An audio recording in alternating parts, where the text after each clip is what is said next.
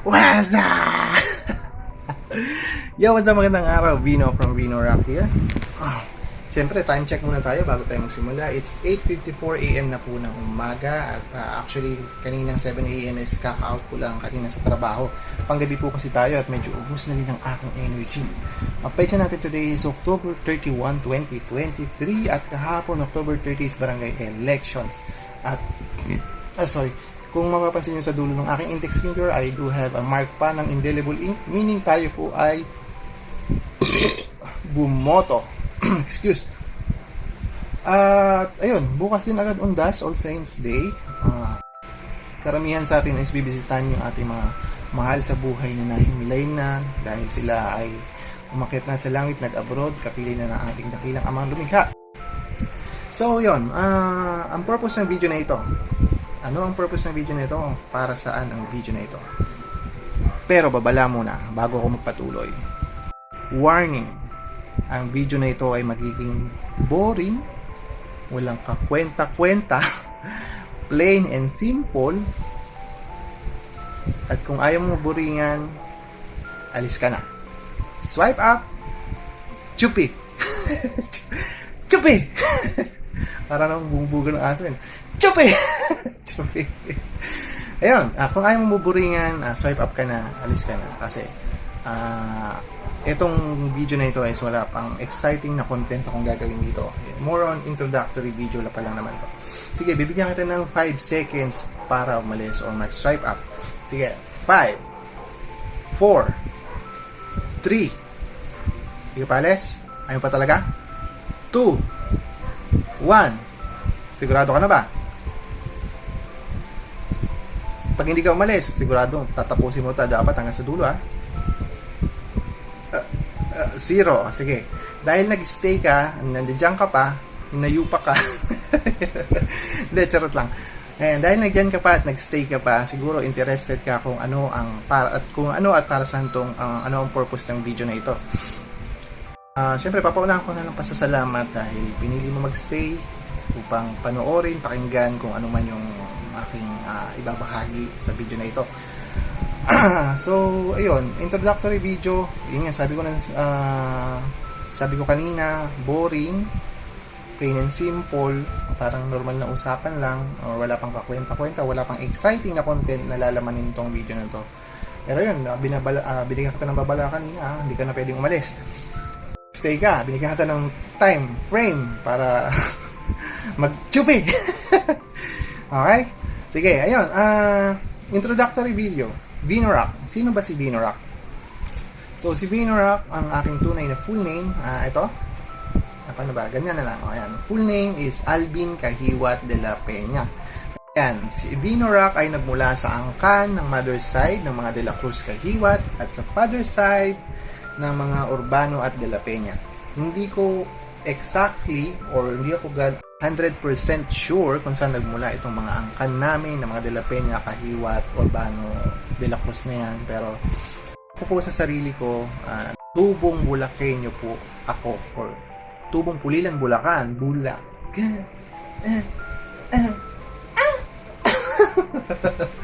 Mukhang tanga. Sige, okay lang yan, magbukang tanga.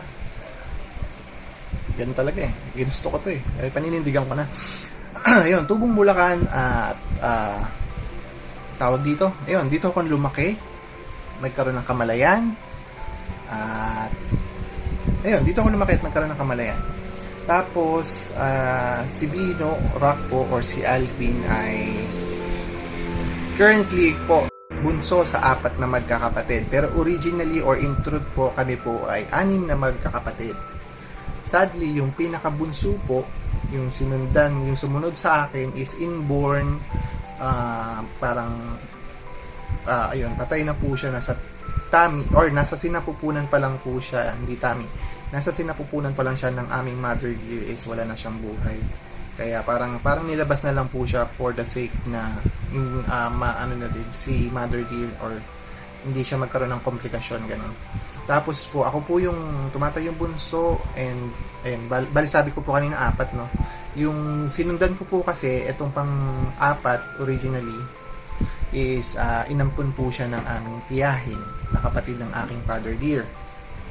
So yun, bali po ngayon is kami po is apat and ako po yung tumatayong pinakabunso. Tapos, ayun, hindi ko muna ibubunyag or hindi ko muna i-share, bubunyag. Hindi ko muna i-share yung mga pagkakakilanlan ng aking father dear, ng aking mother dear, o basta ng aking pamilya, kahit sino man sa kanila, at this point of time. Siguro yung mga nakakilala sa amin, mga kamag-anak, kaibigan, kakilala, is kilala na sila. Pero in the mass online social community, hindi muna. Ano ba? Next, ano na, saan ako? Sa pamilya, no? Ayun, siguro, ano ba? Next is school, o kung saan nag-aral si Vino Rack or si Alvin. From year 2000, or hindi 2000, bata ako, no? Year 1996 po. 90s kid ako eh. Year 1996 to 2003, nag-aral po ako sa Pulilan Central School mula na po yun ng kindergarten hanggang grade 6. Pagka-graduate na po ng grade 6. And then, from 2003 to 2007 is nag-St. Dominic Academy po. And then, 2007, graduate ako ng Dominic, 2008, 2009. Sadly, nag-stop po ako ng school sa kakulangang financial or wala po kakayahan yung mga magulang ko na pag-aralin ako that time. So, yun po yung time na na-experience ko na do hard labors like nag-assist po ako sa pagko-construction, nagpintura, ayun, pagpipintura. Actually, yung munisipyo po namin din sa Pulilan, napinturahan po namin yan. Kasama yung pinsan ko, yung tito ko, na rest in peace na. Pininturahan po namin yung bubong ng munisipyo, yung railings ng park, tapos yung sa pag-assist ko po sa construction worker, kasama ko naman po yun din doon yung isang tito ko na kapatid ng mother dear ko, tsaka yung kuya ko ng panganay sa Novaliches. Yung ginawa namin, tito ko din yung malayo, or malayo ba? Oo, titong malayo, pinsan ng nanay, pinsan din ni mother dear.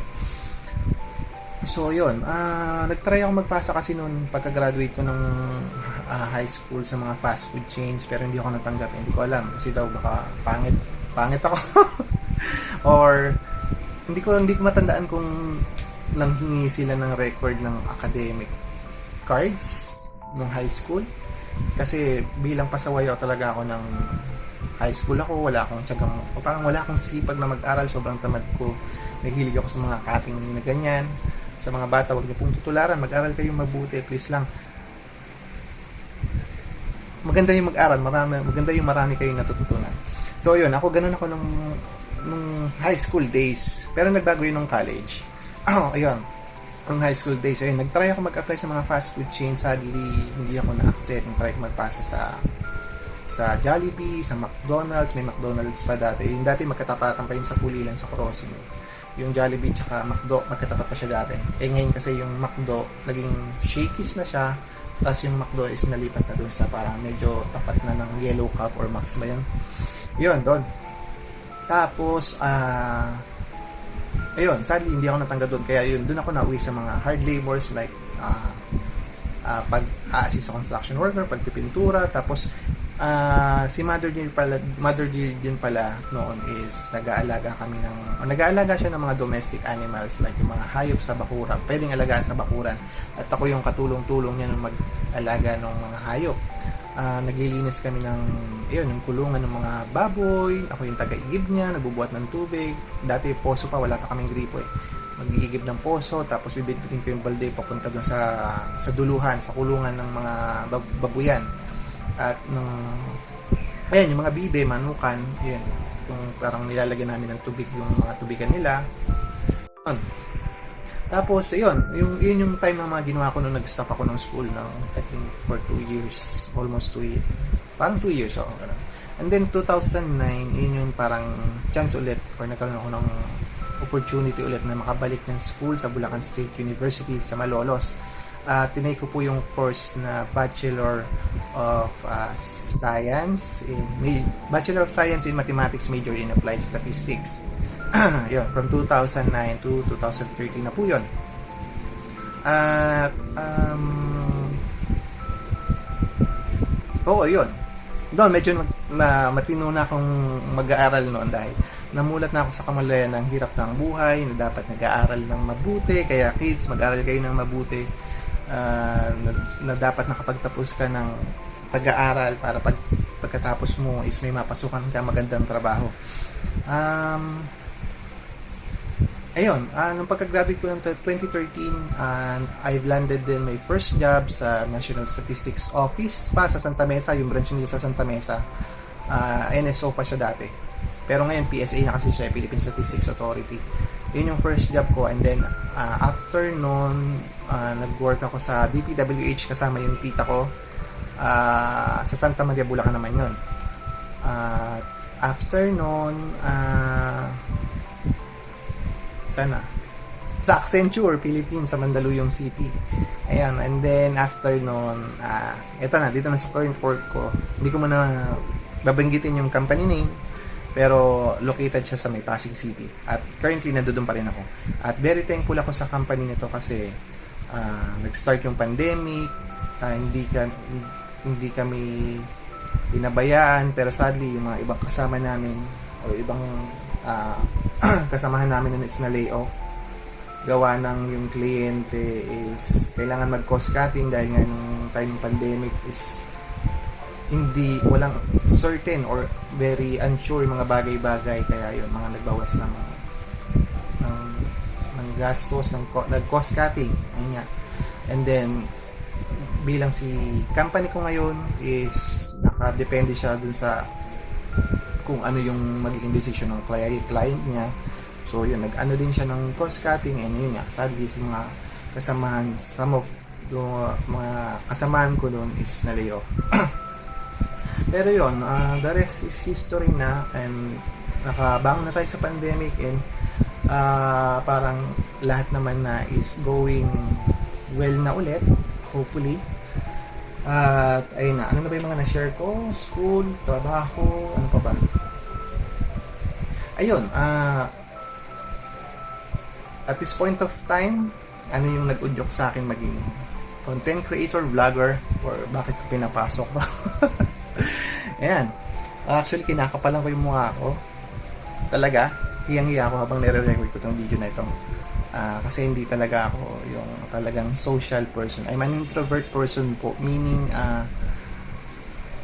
mas prefer namin na yung time is parang sa amin lang, sa sarili lang namin, or parang as much as possible yung small group of people lang, or hanggat maaari baka nga yung pamilya lang or yung mga close friends lang, gano'n. Kasi hindi ko alam, yun yung nature ng pagkatao. Introvert po ako. Parang ganun yung ganun yung meaning niya. Mas prefer nila yung hindi sila yung nakikipag-socialize sa malaking larger group ng tao, hindi sila yung tao na parang first na mag-a-approach sa'yo para makipagkilala, makipagkaibigan, gano'n. Kaya minsan nalilibelan ako ng mga tao. Tama ba, nalilibelan? Or yung first expression sa akin pala ng mga tao is, ayan, si Vino Rock or si Alvin, masungit yan, suplado, hindi namamansin. Ang hirap niya i-approach. Ang hirap niya pakisamahan, gano'n. And hindi po ako gano'n, pasensya na po kayo kung gano'n yung unang expression niyo sa akin. Yun po is, dala lang po talaga yun ng nature na aking pagkatao bilang introvert. Pero kapag kayo po ay nakapalagayan ko na ng loob, ako naman po ay masarap kasama. Charot lang. Ayan, ano naman, okay naman ako, parang okay naman ako pagka sa pakikisama kapag nakapalagayan ng loob. Ayun, nag-udyok sa akin bilang maging content creator, vlogger.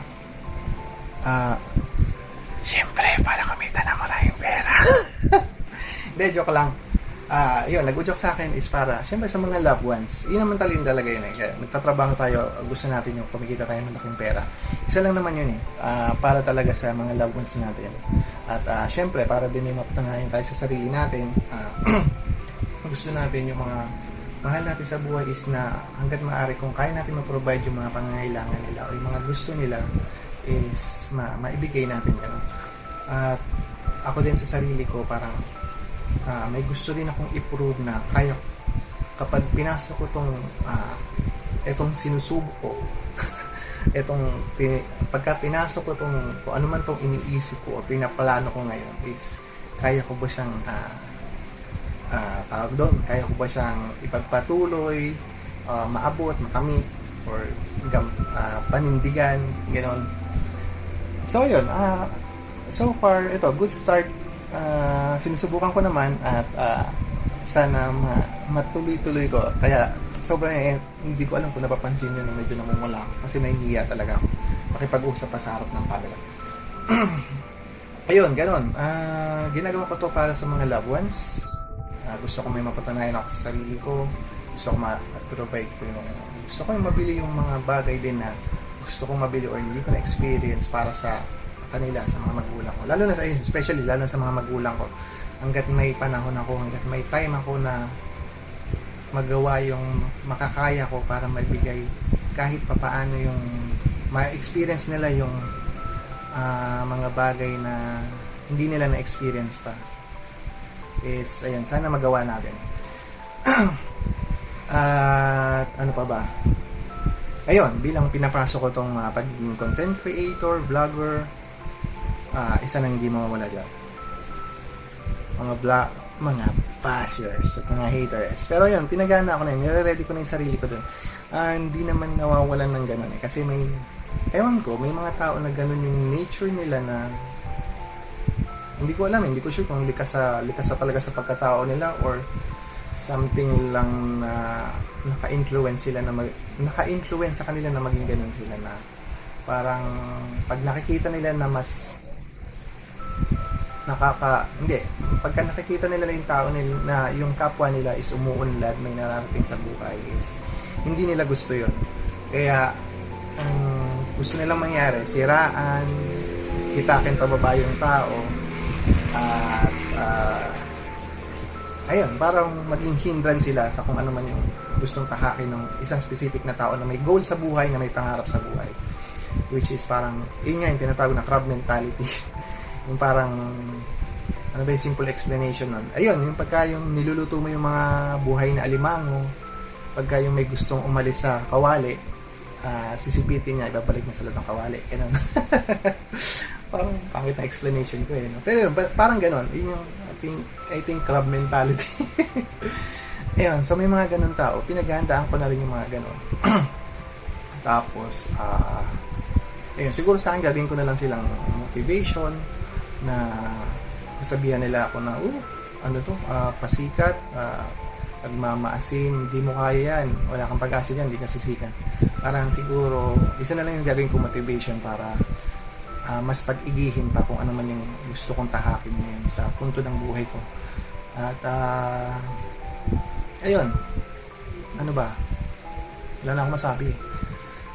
So yun, basta tutuloy-tuloy ko lang hanggat sa kung ano yung makakaya kong i-produce bilang content creator, vlogger. Ayun, I'll try my best. Kung hindi man, ayun, parang sa akin naman kasi sinusubukan ko lang eh. Kung pumutok o pumatok, hindi, okay, tuloy-tuloy. Kung hindi, that's it, yun talaga. Hanap na lang ng ibang paraan. Diba? Ano pa ba?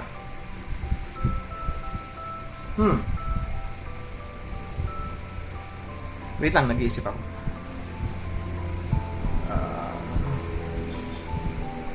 Ayun, siguro yung mga future contents, siguro, ayun ko, hindi pa ako masyado talaga magaling pa mag-isip ng mga content. Siguro, baka madalang pa sa madalang nyo ako makita mag-upload. Hindi, pero yun, patry ko pag-isipan talaga. Kasi, kung desidido akong gawin to, pasukin tong gusto kong mangyari na to, is dapat maging ready and prepared ako. Din ako.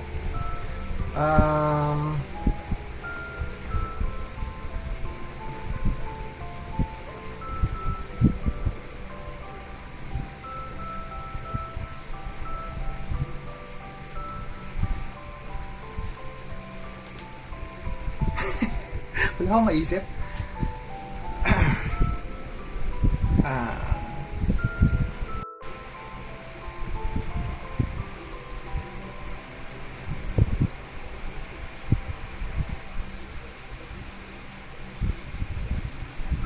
Wait lang, nag-iisip ako.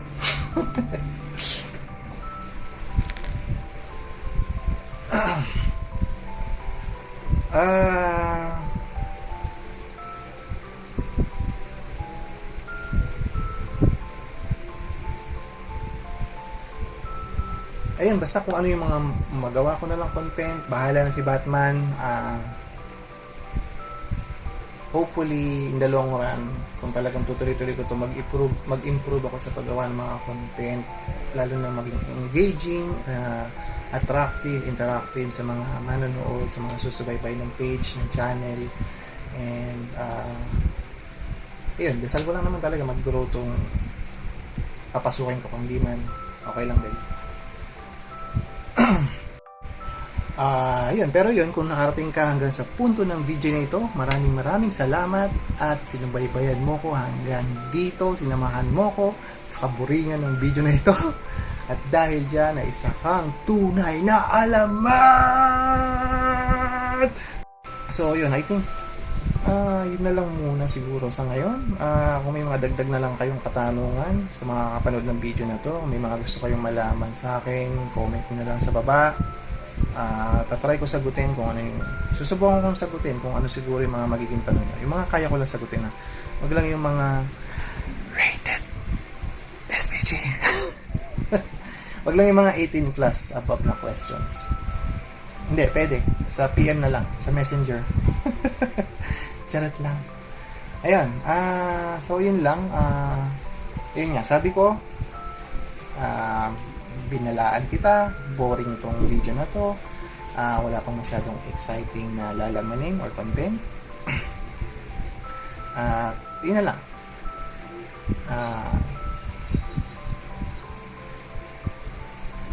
Pa-like and share na lang. Pa-subscribe, pa-like, share, subscribe. Ano pa ba? Click the notification bell, ganon. And watch out for my upcoming mga next video, or see you in my upcoming next videos.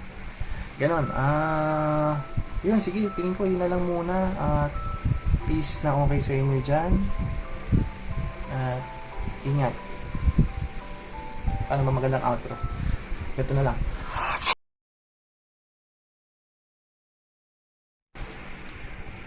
Di pa pala ako naliligo.